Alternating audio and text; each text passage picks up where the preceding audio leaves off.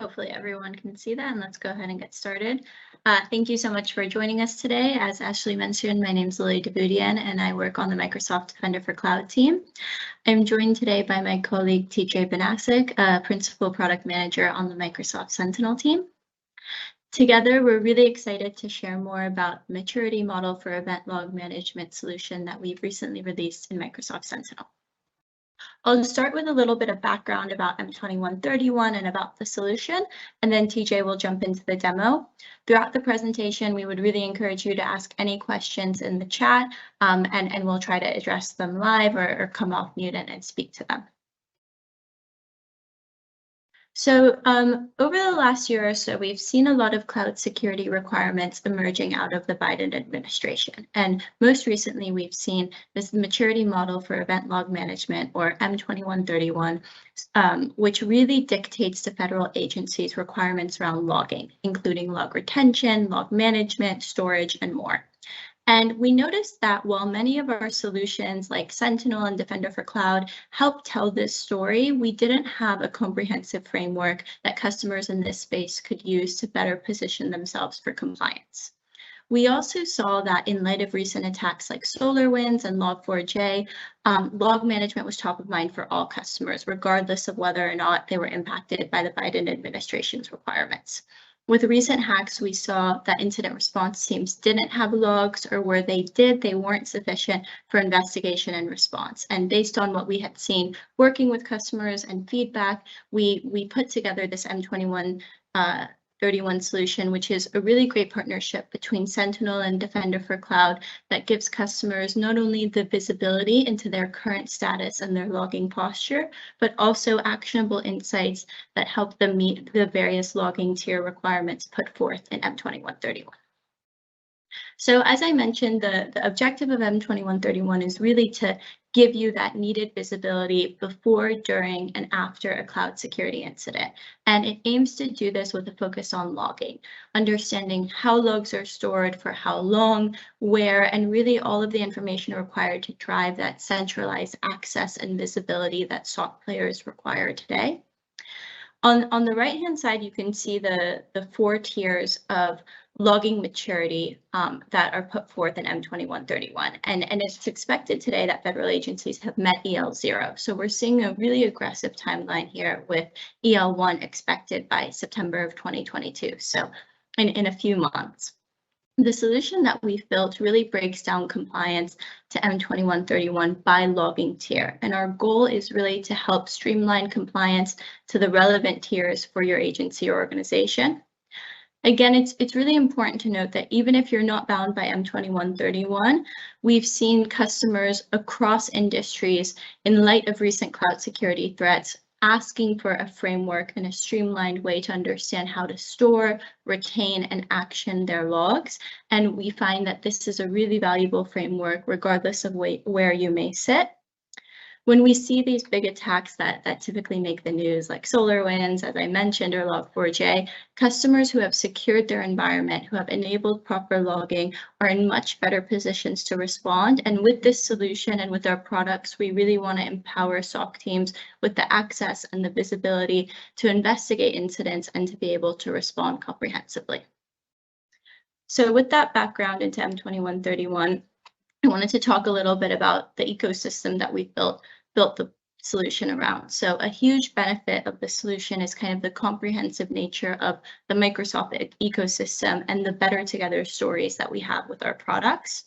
We start kind of in the right, I suppose, with Microsoft Defender for Cloud, where you can tap into our cloud security posture management capabilities. So we have regulatory compliance frameworks, we have the Azure Security Benchmark, and these really give you those out-of-the-box recommendations and guidance for securing your cloud workloads.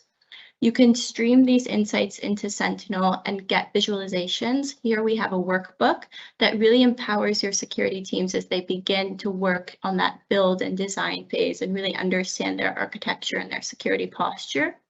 We have analytics rules and hunting queries that provide continuous monitoring over time relative to those 4 logging tiers I showed in the last slide. And this really helps you understand where you need to prioritize your efforts.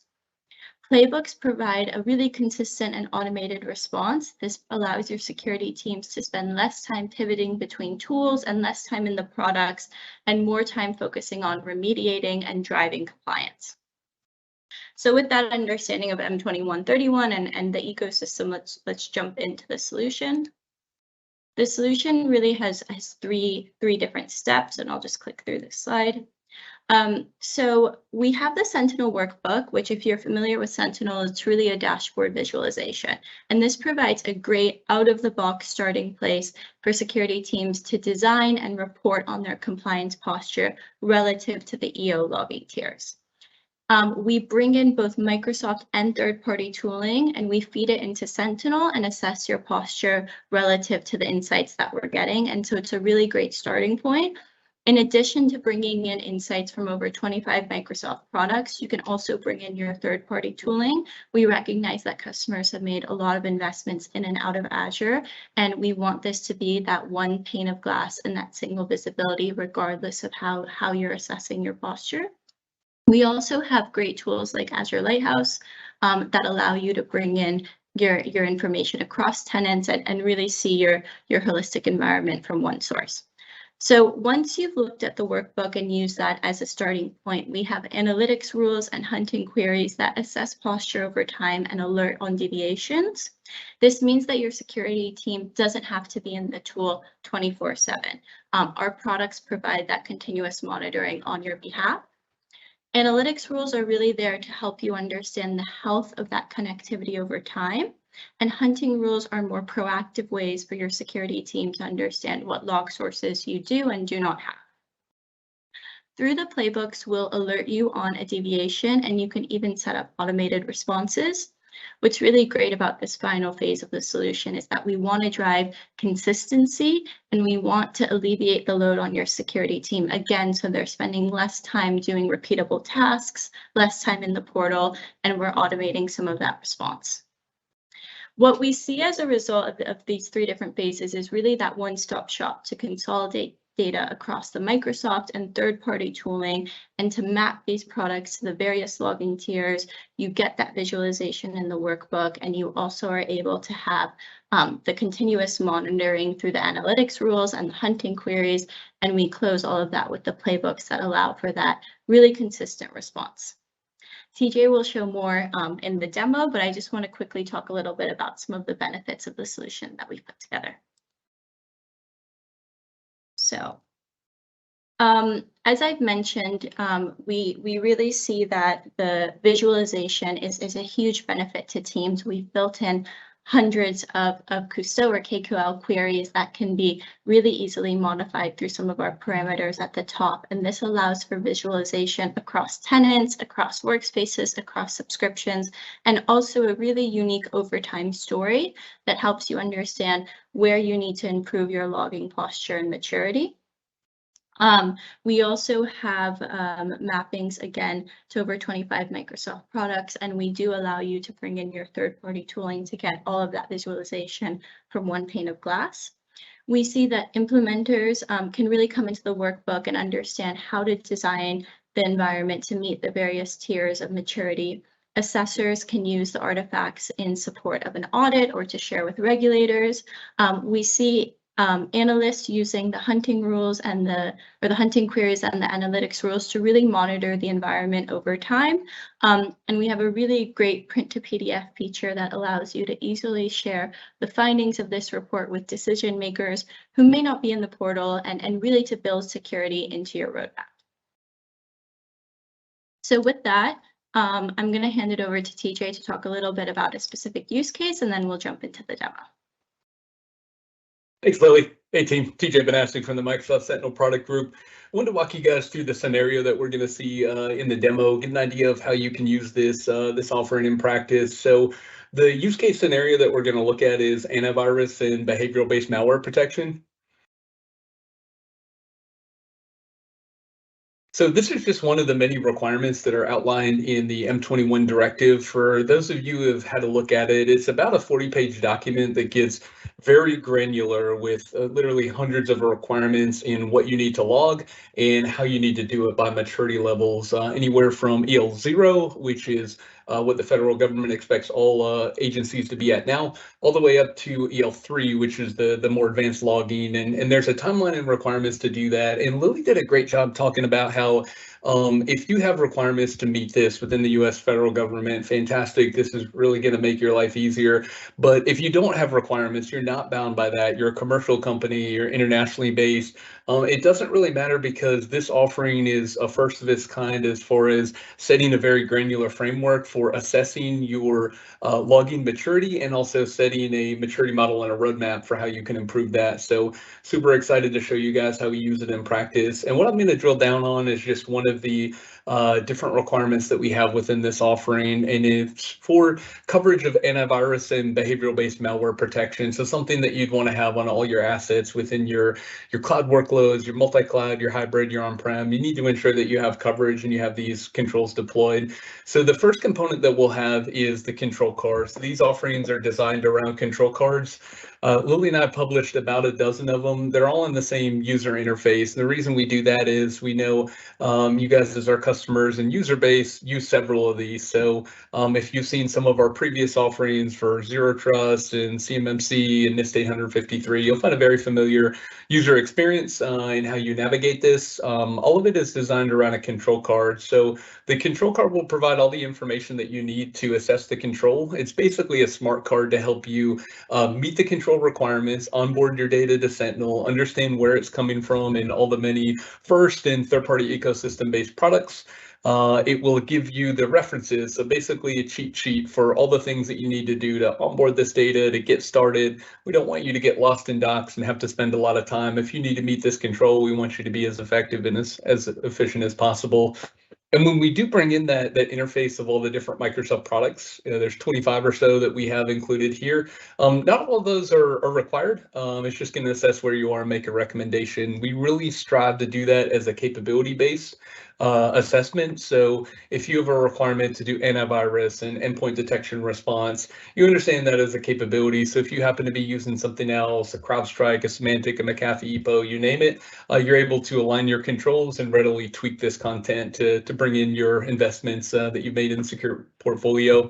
So after you've built and designed it, next we're going to use the workload for more of an assessment-based approach. So this is the better together story between Microsoft Sentinel and Microsoft Defender for Cloud. So of all the products that we're using to tell this story, these are the two that are mandatory as far as prerequisites and getting started.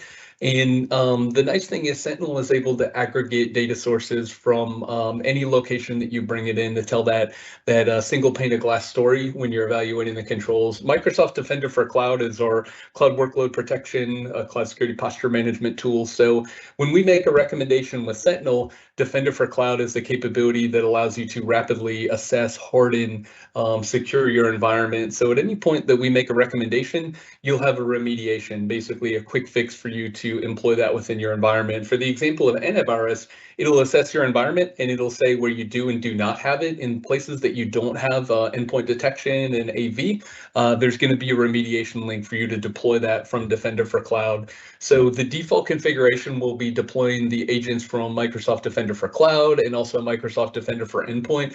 The really cool thing about Defender for Cloud is how it supports our ecosystem-based approaches with third-party portfolio and also multi-cloud based approaches. So you can set that default configuration to deploy Defender for Endpoint or up to a dozen different endpoint AV providers. So whatever you've invested in, for AV and EDR, you're able to remediate that almost single-click deployment to give you that coverage to let you know when you have a blind spot and move through from there.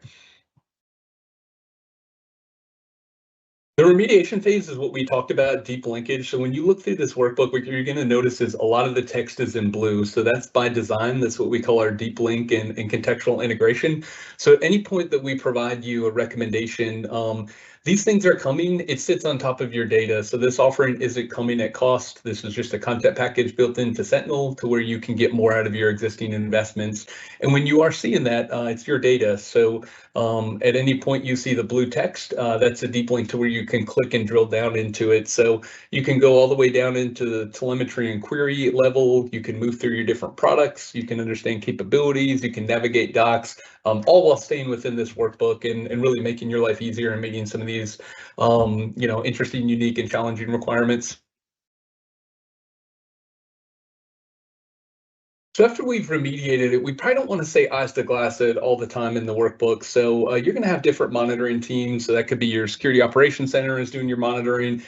This is really an audit compliance based type of a content package as well. So your governance, risk, and compliance teams are looking at that. And often those types of teams aren't in the tooling all the time. So they might come in annually, biannually to do an audit, but they want to know when there's a change in posture. And so cloud especially, it moves so fast that you need to understand how to measure configuration and compliance drift, meaning when somebody adds something new into the environment, you need to know when that changes. When you've assessed an accredited environment and attested to controls, when that changes, you really need to alert and monitor that. So we don't want you guys to have to stay eyes on glass to this workbook at all times. Definitely use it when you need it. But we've also included a package of content around this. So this includes the workbook, a set of analytics rules, hunting queries, and playbooks for automation. So what you're seeing right here is the hunting queries for a very rapid assessment and also the analytics rules. So when your posture is measured, it will set a default. And so 70% is the default compliance by policy. It'll run once a week. And if you happen to be less than 70% in one of the measured areas, it's going to trigger an alert. And that alert is actually going to generate an automation to your team. So you can have that confidence that when your environment changes, that your teams will be aware of it, even when they're outside the tools, and also notified through a various variety of methods. So when we get into the automation component, some of the things that we'll see in there are playbooks that will send an email to your monitoring team that will post a message into your team's channels. That's going to have the 5 W's of exactly what you're seeing, the recommendations that need to be made, and the deep links that you can use to pivot into those offerings. We also have a few for documentation. So we got to think about separation of duties and role-based access control. Your monitoring teams, unless they're in a very small organization, should not have the rights to go and make a change in the environment, right? Those are two different security duties.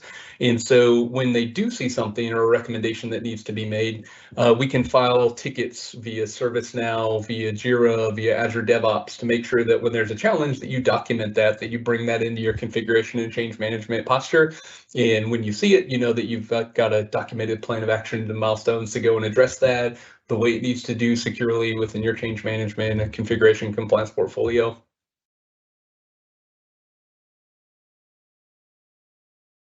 All right, team, let's go ahead and take this thing for a test drive.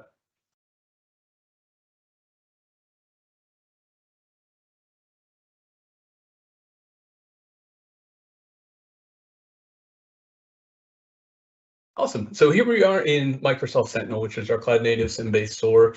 And the first thing that I'm going to show you guys how to do is, I'm getting started with this offering. How are we going to get started? How are we going to deploy it into our environment? So the cool thing is, this is basically a single click deployment to lay down all of this content in your workspace. So I'm going to roll down here on the blades on the left, and I'm going to go to Content Hub. So Content Hub is our security marketplace to where we aggregate these domain-based solutions. We don't want you to have to look in GitHub and the different galleries and repos. When you want to do M-21-31, our solution is going to be fully packaged for you to lay it down within a single click. So I'm going to go up to the filtering. I'm going to search M-21-31. And you can see that our solution comes up here. You can see all the content that we have in there to help you get this done. To deploy it, I'm going to click here for Create and Deploy. When we get an overview of the offering, we're going to create it.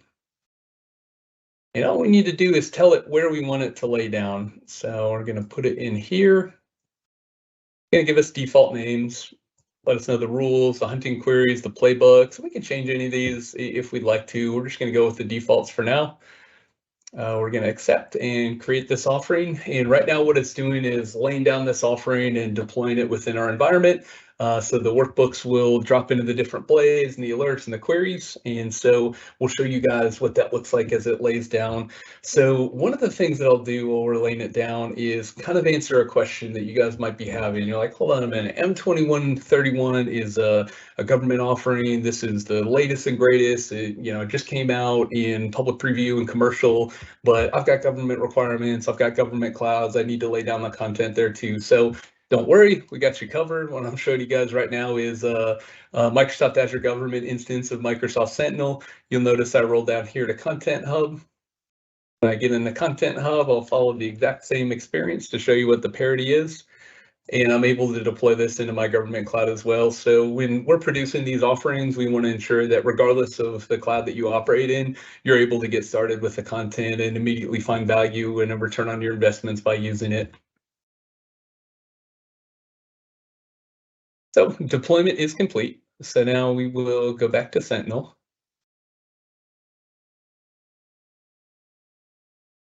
The first thing that I'm going to show you guys is the core of the offering, which is the workbook. So I'm going to select workbooks. And I'm just going to use M-21-31. That's going to be my keyword to pull it out of the different offerings. We can see the version that we laid down just now and also the existing version that I had in here. So if you guys are into versioning, you don't have to have just one version of the workbook. A lot of folks are putting in custom development into this. After they lay it down, they want to tweak it for, different aspects that they're monitoring, different technologies that they've invested in. So you can have one version, you can have 100 versions. It's up to you, and you can version that as need be. So I'm going to drop into the workbook by clicking View Saved Workbook. And what that's going to do is load the offering up into our workspace.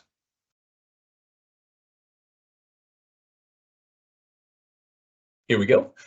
And so as we first come in, you'll notice a very familiar user interface. This is the one that we've had in about a dozen or so of these offerings. So if you like this, you're like, this is awesome, definitely check out the other things that we have out there. So we really want to show you the power of Microsoft Sentinel, of Defender for Cloud, of the Microsoft security ecosystem, and also our third-party and our multi-cloud partners. So if this is getting the job done for you guys, definitely check out the other offerings that we have in the space for NIST 853, for Zero Trust, TIC 3.0, CMMC. The list goes on. So a lot of these built on the same interface to help you guys navigate these things. So the first thing that I'm going to do is drop into the parameter-based filtering. So I have it getting started. So this is going to give me all the information from our README, letting me know what rights that I need to get started, what my prerequisites are. Do follow these steps, guys. Most of the feedback that we've had when folks are saying, hey, I gave it a shot, it's not looking exactly how I expected and how it looked in your demo, make sure that you follow the prerequisite steps. You need to enable regulatory compliance initiatives in Defender for Cloud. You need to ensure that your logging is onboarded to Sentinel to get this done. So we basically provided that to help you guys get started. Do follow those steps and you'll be happy with your results. The next that we have is the parameter-based filtering for subscription and workplaces. So Lili did a great job kind of letting us know what these things are all about. So if I'm doing this at scale, if I'm a large government organization with a lot of sub-agencies, I'm able to aggregate this all into a singular place with Microsoft Sentinel. Anything within the same tenant, I'm able to see this here. I'm also able to bring in different tenants with technology that we call Azure Lighthouse. The cool thing about that is Lighthouse is read-based, right? So I'm able to see this story by reading it. I don't have to move the data or duplicate it or copy it. M21 has a lot of requirements. You need to think about cost management. And cool thing with Lighthouse and Sentinel is you can view it from other places without moving it. So telling a very comprehensive story will be very effective and efficient in doing so. And so this allows us to build a custom report. I don't need to change anything about this. These parameters are using my role-based access control from Azure Active Directory. So anything that I already have rights to see, it's going to come up in here as an option for me to pull it into this report. And so your experience is going to be different than mine and different than Lili's. So it's tailored to the RBAC for what I can see. And so right now I've got one demo environment that I can see. I'm going to select that. I've got a lot of different workspaces in here. I'm just going to select my demo-based environment, but if you guys are doing this at scale, you can select one, all, none, some. If you're a managed security service provider and you're doing this for hundreds of different clients, you can bring them together or customize it as need be. So we've had customers using this offering at up to 200 different workspaces at a time. It's actually one of the most effective offerings to tell that story at scale, even in the big data arena. So definitely keep that in mind. We want to make that easy for you. We also have the time or range filtering, so I can look at a day, a week, a month, customize it to a year, 10 years, whatever data set that I have, I'm able to do that.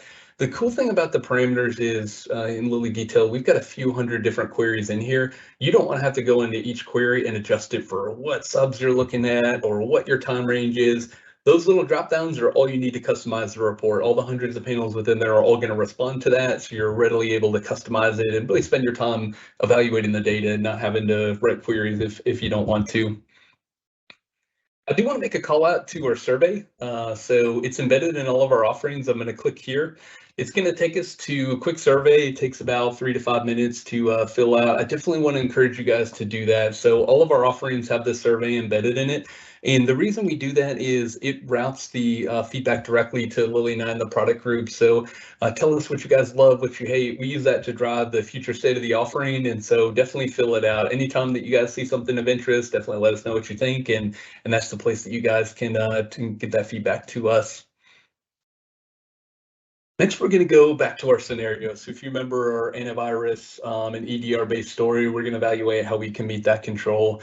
The first thing that I want to do is probably evaluate my environment, get an idea of how my posture is as far as meeting these M-21 requirements. So what I'm going to do is select down here in posture assessment. And what this is going to do is open up a sub workbook panel for us around assessment. So this is the Microsoft Defender for cloud policy-based data that we've applied.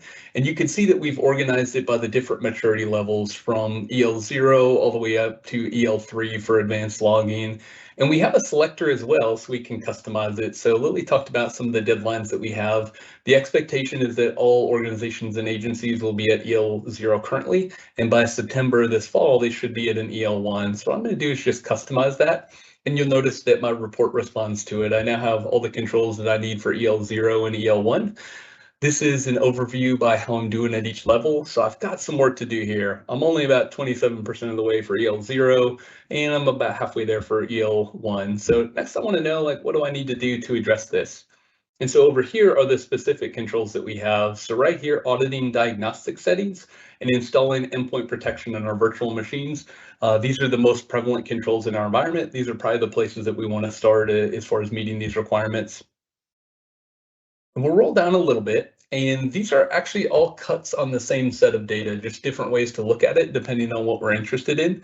This is the same data set, but it's applied to the assets that we're looking at. So when we understand what policy we want to apply, we probably want to know where we want to do it as well. So I can see right here, I've got workstation 6. It's only about 50% there. There's things that I need to do to meet this requirement.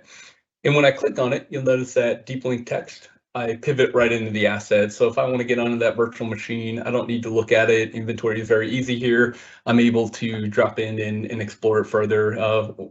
Whatever I need as far as requirement. We also didn't want you guys to have to do KQL query if you don't want to. So if I just care about my SOC firewall, I'm able to put in a free text and sort right to that. If I care about what controls are passed or failed, my total and overall controls, I'm able to do all of that just to make it really easy for somebody who's new to Sentinel to be able to get utility out of this data without having to do raw query. Cool thing as well is everything is sitting on top of raw telemetry. So we use Azure Policy, we use Log Analytics, Azure Resource Graph, Azure Metrics, whatever we need to tell you that story and be as effective as possible is sitting on your telemetry. So at any point you're like, I want to dive in and get at the query level and explore this further, you're able to do that with any panel that you have interest in doing it. This right here is measuring configuration and compliance drift. So I want to understand my posture, but not only that, but what my posture is over time. So at any point, there's a policy recommendation that is assessed as a weakness in my workload. If I look right here, my EL0 controls, I had 121 recommendations, excuse me, 129 on March 4th. Somebody changed something in the environment. They changed a lot of it. They just made my workload a lot more vulnerable, a lot less secure, and a lot less compliant with M-21-31. So what I want to do is flatten this out over time. So I'm seeing that the change continues to happen over time. I've got a pattern to where things are changing. My configuration compliance is drifting, and it's not within secure configuration. So what I want to do is measure this to enable decision making and flatten this over time. So on the days where I have spikes, that's where I'm looking at, say, who changed something, how did they change it, why did they change it, why is it not measured and monitored, how do I get this as flat as I can over time and ensure that, you know, any change that happens to the environment is happening within my configuration and change management. Next, we have the ability to look at it asset by asset with a little bit of details. Now, notice that anytime that we make a recommendation, we're also going to have the quick fix remediation. So we don't want you guys to say, I have a problem. We want you guys to say, I have a solution. And so you'll see that deep link at any point that we make a recommendation, you'll have a deep link. And I'll show you guys what that looks like when we dive in a little bit further. So that is our posture assessment based component. The next thing that we're going to do is go into our antivirus scenario and talk about how we meet that specific control. So M-21-31 has about 100 or so control requirements with several sub-requirements and data elements that we need to follow. So there's really a lot to that. What we're going to do is show you what these control cards look at. And so when I get into EL1, I get a sub-workbook, and I'm just going to roll down, and you see how I have antivirus and behavioral-based protection. When I do that, it populates a control card exactly for that control so I can evaluate it. So the first thing that I want to do is say, what does M21 say that I need to do for this control? And so when I select that, I'm now into the M21-31 memorandum. We are on page 29 and 30, and you can see the specific requirements that we need to meet for AV and malware-based protection. So we need to have host-based indications, date and time, IP domain data, URLs, categorizations. We need to be logging this. It is a priority 1 within EL1. We need to have 12 months of hot path and 18 months of cold storage for retention. So that lets us know what the requirements are. You'll notice right here, this is bringing all that data directly into here. So if you want to look on the document, great. If you want to see a summary of it, you get it here as well. If you want to know what page it's coming from, we've added that for you as well. And so next we talk about how do I onboard this data? How do I meet this control? So if I just want a cheat sheet on how to onboard antivirus, how to get it into Sentinel, that's what these docs pages are going to do for me. So I really don't need to look around and understand how to do this. We just want to give you the minimum data required to make a very efficient implementation of these controls. So we're using a lot of different tools. And so anytime that we show you a tool, we don't want you to get lost in the naming convention. So if I don't know what Microsoft Defender for Endpoint is, I get the product page so I can understand the capabilities and what that product is capable of. I also get all the different telemetry that we're using to tell this story and logging. And so if I'm new to Security Alert, I'm able to check the docs and understand the structure of that log, where it comes from, what I can do with it. If I want to go into Microsoft Defender for Endpoint, there's a lot of different tools. I don't want to have to remember how to get to all those and where to save the links and what we need to do. And so at any point that we make a recommendation for use of a tool, we'll have a smart card that will basically take you directly to that product and that tool and help you be very effective in how you navigate that without really even having to leave the workbook. So as I roll down in here, I'm starting to see all the different telemetry components that we pulled in to tell this story. So I have my malware alerting from Microsoft Defender for Endpoint. I can see how frequently these malware alerts are firing. Over here, this is the blank panel. So blank panel isn't necessarily bad. That enables my decision making. So right now, I don't have my update logs for signature updates.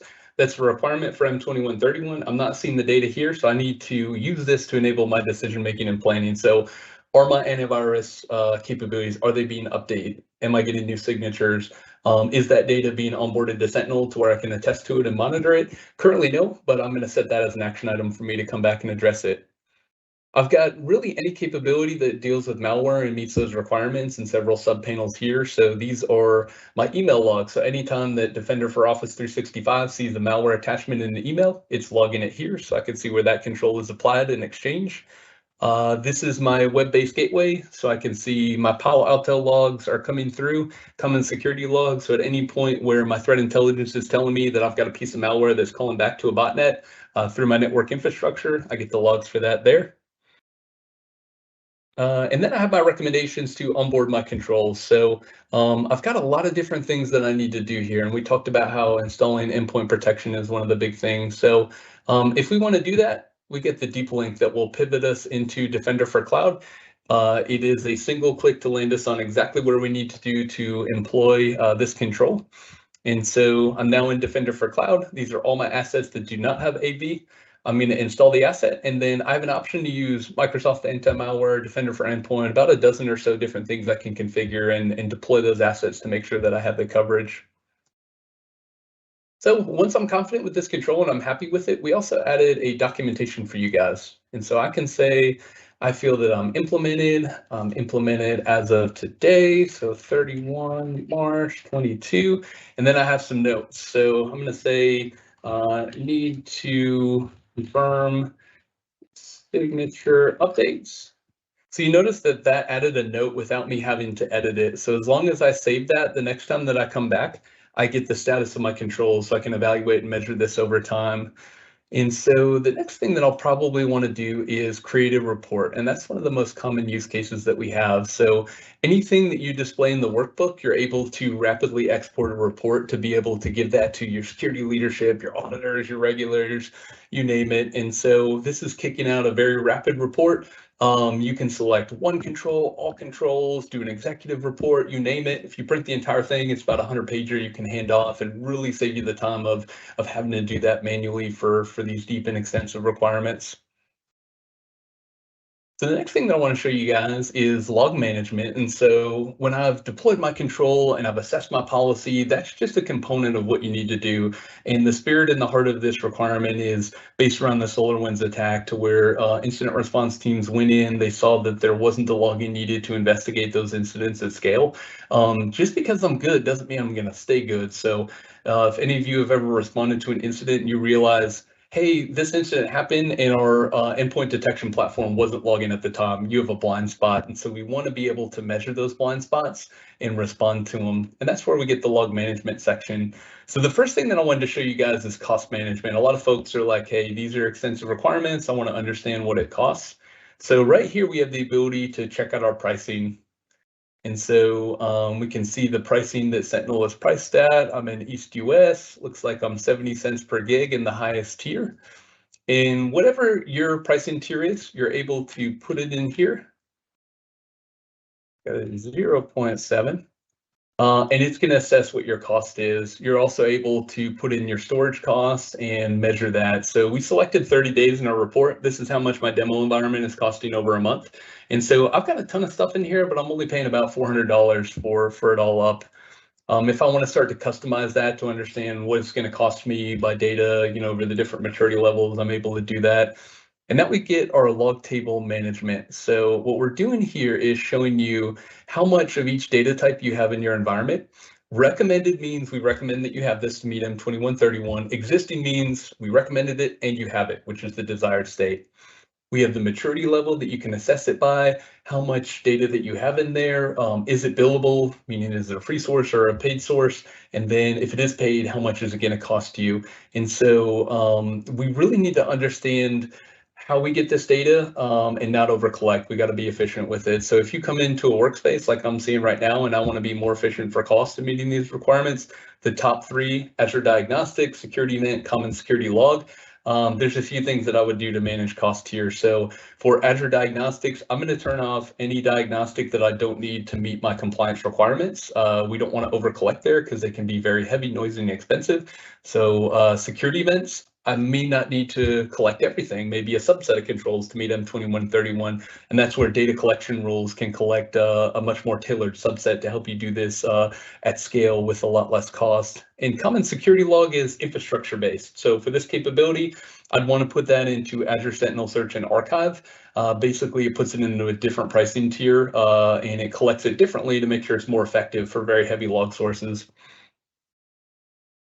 We then have our log collection, storage, and retention. So a lot of the M-21-31 requirements are around the retention for data. And you saw in this one, I'm only retaining it for 180 days. I need to have hot path retention for 365, right? And so when I use this panel, I can hop over to data retention and I'm like, look, M-21-31 says I got to be here for 365 days. Okay, now I'm going to retain it within my hot path requirements. It's that easy to jump in and make it happen. And then we're back to the workbook. So anytime that you're not at your hot path requirements, you're going to get an exclamation point. Once you start hitting 365, you'll start to get green checks. I can look at my events per second within management. I can check out the last time a data table was received. So my AWS guard duty, haven't heard from it in 22 days. I need to check in, figure out what's going on and why that data source isn't healthy. I can look at something similar here for each one of my different assets. If my SOC firewall hasn't checked in 29 days, it's unhealthy. I need to pop in, figure out what's going on, explore it a little bit further. And so this section especially, all of these are reinforced with our analytics rules and our hunting queries to where you're going to get alerted as soon as you see one of these issues. I don't want to wait 22 days to say my AWS guard duty quit logging. I want to know that within 24 hours. And that's what those alerts will do is let you know when that's happening. So now we'll go over to those different components and show you guys what it looks like for the hunting queries and the analytic rules and the playbooks. So when I go into hunting, hunting is similar to analytics rules, but it's more of a proactive query. You don't necessarily want to schedule these alerts, but they help you make a quick assessment if you're seeing something in the environment. So what we're doing here is assessing this by the different maturity levels to tell you if you have all the recommended data tables. And so I'm going to select them all. I'm going to run the queries. It's rapidly going to evaluate my environment and say, do I have the recommended data tables for each one of these?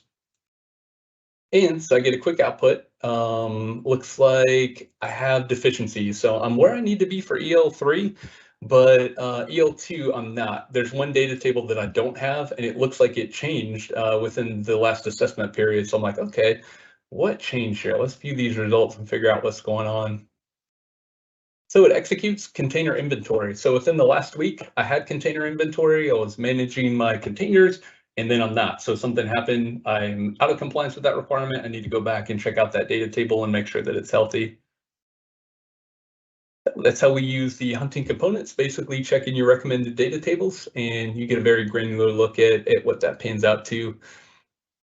Next, we'll go into the analytics rules, which are super exciting as well. Go down to analytics. You'll notice kind of a similar pattern when we're looking for the content. We find it by searching M-21-31. So there are a lot of different analytics rules that we're putting in here. We have an asset stopped logging, a data connector is changed or removed, our posture changes within our maturity levels, log retention is less than a year, a recommended data table is unhealthy. So a lot of different things that are running to help us have that very deep visibility of an asset. And so I want to go to probably like asset stop logging. That's an interesting one to explore. And so I can go into edit, and this is going to bring us into our GUI for editing an alert rule. So it's got the overview of what it's designed to do. This is super cool as well, because this is our query. This is now a machine learning assessment. It's going to cut this in time spaces with machine learning to tell me how noisy this alert is going to be. So I don't want to inundate my SOC with too many alerts. This is configured to run every day and look back over 14 days of data. So I can see that it runs once per day. You know, I'm happy with that. It's going to let me know if I have any blind spots and let me know where they are so I can address them. I also have my automated responses. So this offering comes with several different automation responses. You do have to add them. So you go down by selecting Run Playbook. And we have a Notify Playbook. This is the one that will basically send an email to your log management team, as well as posting a Teams chat. So anytime this alert triggers, I want it to send that email to me with all the different details. I also want to document it. So I want to ensure that when I do see one of these things, it creates an Azure DevOps item for me to address it.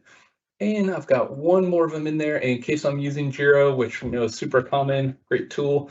I'm able to create a Jira issue as well. So I'm going to apply. And what that means is anytime that this alert triggers, I'm going to be notified, even if I'm not in the tool. I can be in Teams, I can be in email, and I'm also going to get documentation to make sure that I make this change securely. Last thing, I want to show you guys the incident. So when one of these alerts actually fires, we want to see what it looks like. So I'm going to go to M-21-31. And we're going to look at an incident. So anytime that an analytic is triggered or an alert, it's going to create an incident to say, I've observed this condition. So this is the one that we just configured for asset stop logging. And I want to go to the full details. So one of my assets did stop logging. I want to explore it and get a better idea of what's going on. So here I can see all the details of the incident. I've got 4 events that happened. So it sounds like I've got 4 different assets that stopped logging, at least within the last 24 hours. I get a list of which assets are there. Workstation 6, my Splunk server, Workstation 20, my admin PC, and I'm able to view the full details as well as investigate. So now I want to investigate and get an idea of what's going on here. I can see that my alert fired. I've got my 4 different assets that are in here, and for each one of these, I can click on them to see if there's any related events, if this happened before. So on my Splunk server, it looks like this has happened 3 or 4 times. What this means is within about 3 or 4 days, this asset stopped logging. So I need to jump in and figure out as much as I can about this asset and explore it in a little bit greater depth. And so now that I'm aware of that, I probably want to go to the asset and see what's going on. So I'm going to search Splunk 01. Here's my Splunk server. I can see that it was stopped and deallocated within about the last week. So that's how quick we can identify when an asset changes in the environment. We definitely want to be aware of that. We want to ensure that we're logging and tracking these things effectively. So that's what we have now, team, for the demo-based component. I want to turn it over back to Ashley and Lili and talk about questions who can answer for you guys. Hi, yeah, great presentation, TJ. So let's see, we do have a couple unanswered questions here. The first one is, can I send Unix OS logs to Sentinel? Will it monitor those logs? Yeah, absolutely. That's a fantastic question. You can definitely do that. And I don't just want to say yes, I actually want to show you guys how we can do that. So I'm going to go back to our workbook. OS logs are in EL0, and you'll notice as I roll down in here, there's a lot of different operating systems. So let's hit Windows, Mac, and Linux, and we now have a control card for all three of those, and you can readily onboard this data into your workspace. So I'm going to scroll past my Mac, past my Windows. I'm just going to focus on Linux, so we're onboarding that with syslog and common event format, very common data sources, readily onboarded with our GUI connectors. There's a lot of different things as far as metadata that you need to capture here. And here you can see our Linux data coming in through syslog connectors, through common event formats. So each one of the data points that you need is going to be captured in here. So very easy to onboard and watch that as well. That also brings up a good point as well that I wanted to transition in before the next question. So multi-cloud. We've made a lot of investments in multi-cloud, especially with Defender for Cloud and Microsoft Sentinel. And I wanted to show you guys what it looks like. So Sentinel isn't just for Microsoft, Sentinel is for everybody and for all clouds. And so if I need to monitor AWS, I get all the panels that I need to check out my CloudTrail, my guard duty, all the different requirements that we need here. It's in one easy place for me to make the decision and attest that I'm monitoring my AWS environment the way that I need to. In Azure, it's the same. We have our requirements and we're able to see these all very readily. And then right down at the bottom, we've got our Google Cloud as well. So when I check the Google Cloud one, I'm like, oh, wait a minute. I don't have my G Workspace activity reports. Like I need to do that. I've got some data in here, like I'm seeing my uploads and approvals, but I'm not getting my full audit logs. So I'm like, okay, I need to onboard my Google Cloud. I've got my smart card right here. Pop over here and tell you exactly how to onboard your Google data, and it'll immediately populate it into your workspace. So it's just kind of an example. We definitely want you guys to hop in here, take this thing for a spin. Like if there's a log to be found, you're going to find it in here. And if you don't have it, the smart card is going to tell you exactly how to onboard it. I did want to actually pivot over to Lili. Lili, could you tell us a little bit about some of our investments that we're making in our multi-cloud story? Yeah, it's a really timely conversation because yesterday we GA'd the support that we're providing for both AWS and GCP resources through Microsoft Defender for Cloud. So all of the cloud security posture management that you're familiar with today, the over 240 out-of-the-box recommendations through our security benchmark, you can now connect your Amazon and Google resources and see those all from one pane of glass. And we're also providing server protection as well through Defender for Cloud. So we have a really integrated story there. And then through the connector to Sentinel, you can stream all of that data into this solution.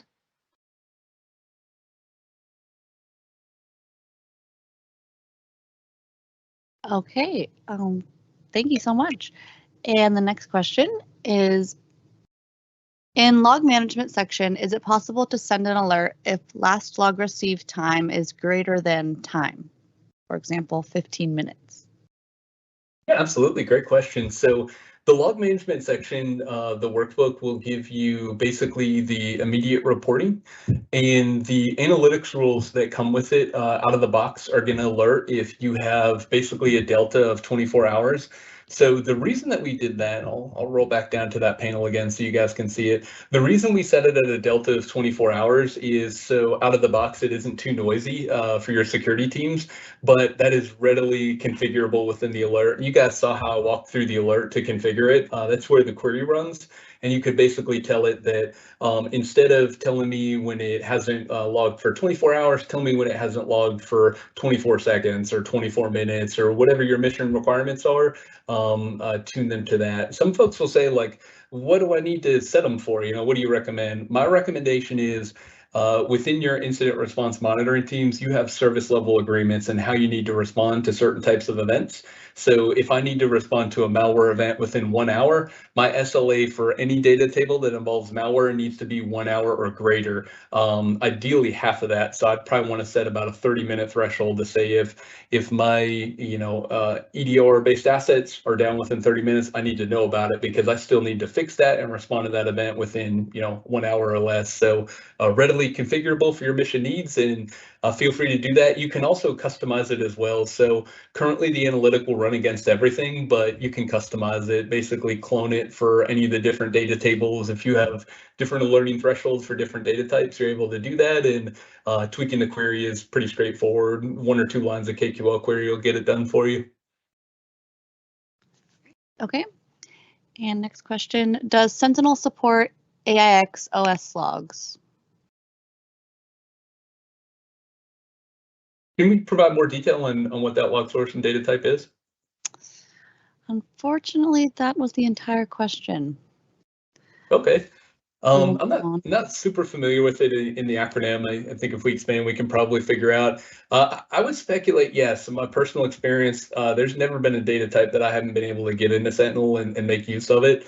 If it is a common-based protocol, if it runs off SaaS, common event format, syslog, APIs, webhooks, any of those common protocols or methods, those are kind of the design patterns for our connector, so you can onboard it and make use of it. If we don't have like one of the 5 supported methods to onboard it, you can create a custom connector for anything. So you can onboard it as a CSV, drop it into a storage account, populate your data table, do custom parsing, you name it. So I'm going to feel safe in saying yes, and feel free to reach out to me offline if you guys want to explore the specific use case a little bit further. I can look at what we have available as far as built in and kind of make recommendations and how you guys can get that data and make use of it. Thank you. Great answer. And the next question, do I need different machines for CEF and syslog collection, or can I use one connector?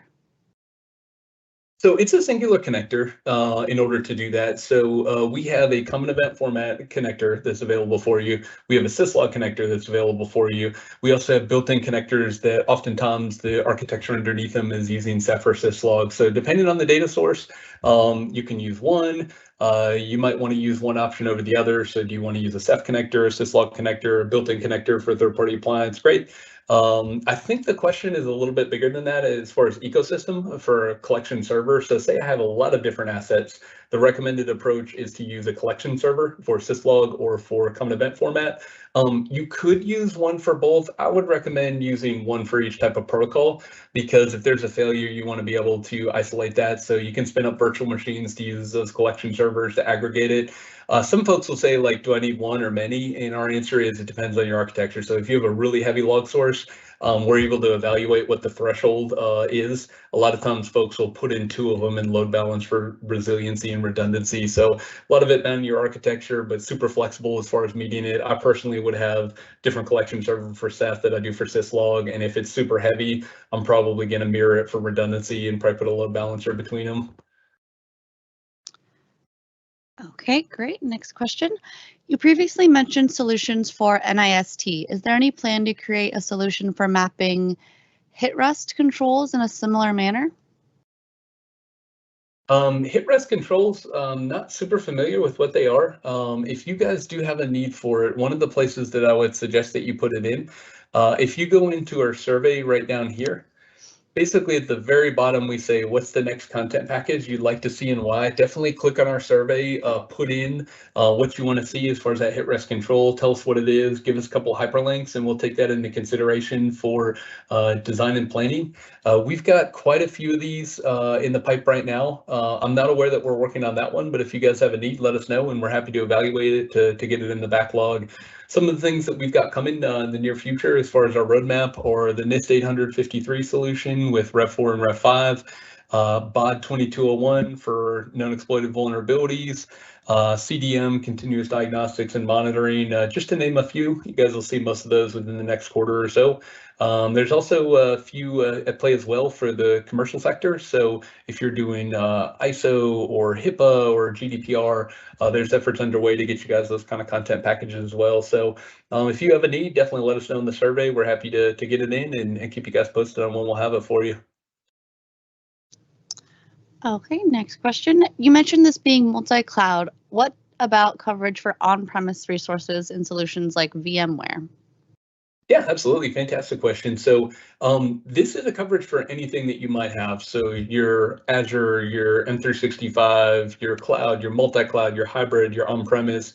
Our technology is using different collection agents and capabilities to onboard it. So if you have on-premise based workloads, you can use Azure Arc to collect off of those assets and onboard it. So very easy to bring that in. Azure Arc is super powerful to monitor an asset or a computer virtual machine, regardless of where it lives. We have support for that within the virtual environments, the hybrid workspaces as well. So if you have an asset, we have a solution to onboard it, bring it into here, and it will tell that very centralized story. If you're bringing in anything with Arc, it's automatically going to be seen in here. You don't have to do any configuration. It's just going to flush out the panels and the control cards where you need to report on it. And then if you say you have something new or unique, you're able to edit any of these per your mission needs and requirements. All of this is sitting on top of your data, the investments you've made, so you're able to customize it for your needs as well.